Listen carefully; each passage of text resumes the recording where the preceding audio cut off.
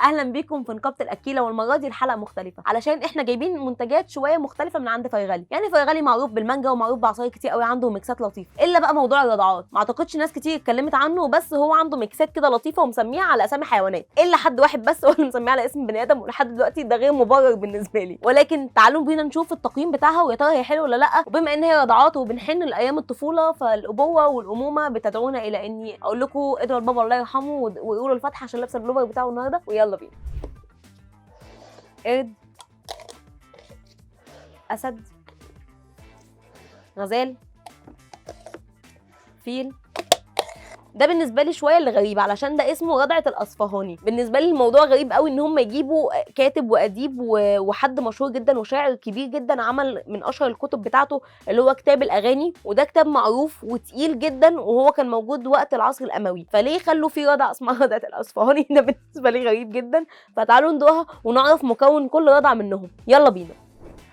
ودي رضعة الأسد اللي دايما بتفكرنا بسيمبا، أما كان بيقول له قالت له يا صغنن وش كمان. رضعة الأسد عبارة عن مانجا وفانيليا وصوبيا. يا رب يا رب يا رب ياخدني يا رب. رضعة الأسد دي عبارة عن مانجا وصوبيا وفانيليا. تعالوا بقى ندوقها ونشوف طعمها عامل ازاي. كريمي كده حلوه قوي، وبرده كنت متوقعه ان المانجا هيبقى سكرها زياده. سكرها مظبوط جدا جدا جدا، بجد طعمها حلو قوي. محتاجين تجربوا رضعه الاسد. نجرب بقى رضعه الفيل، ودي عباره عن شوكولاته وفانيليا وصوبيا. تعالوا ندوقها. لطيفه وفريش وكل حاجه، بس خليني اقول لك ان هو ميكس شوكولاته، فالموضوع ما يستاهلش انك تروح تدفع فيه المبلغ ده. ممكن تجيب علبه لبن من السوبر ماركت والموضوع هيبقى تمام. يلا بينا نشوف اللي بعده. دي رضعة القرد، ودي عبارة عن فراولة وفانيليا وصوبيا. تعالوا ندوقها مع بعض ونشوف هي حلوة ولا لا. دي تحفة.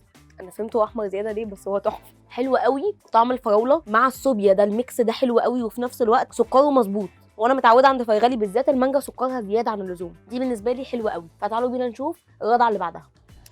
رضعة الغزالة، ودي عبارة عن فراولة وبطيخ وايس. لونها فاتح شوية، ما نشوف سكرها مظبوط ولا لا.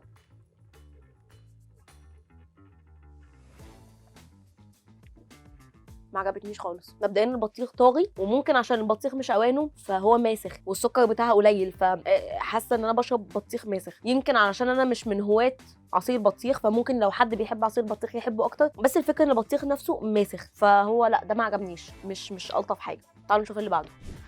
اما دي فرادة الاصفهاني اللي محيراني ومحيره كل العلماء دلوقتي. ليه يبقى في رضعه باسم الاصفهاني؟ انا مش عارفه، بس خلينا نشوف الميكس ده. الميكس ده عباره عن مانجا وزبادي وعسل. يلا بينا ندوق.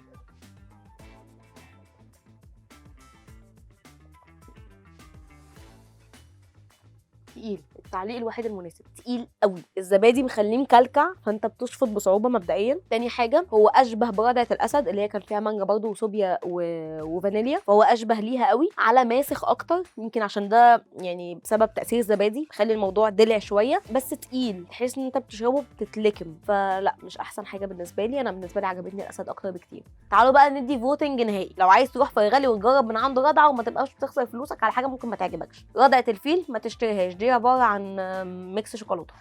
هتجيب اصفهاني ولا هتجيب اسد؟ اسد اسد اسد جدا. الاصفهاني مش احسن حاجه.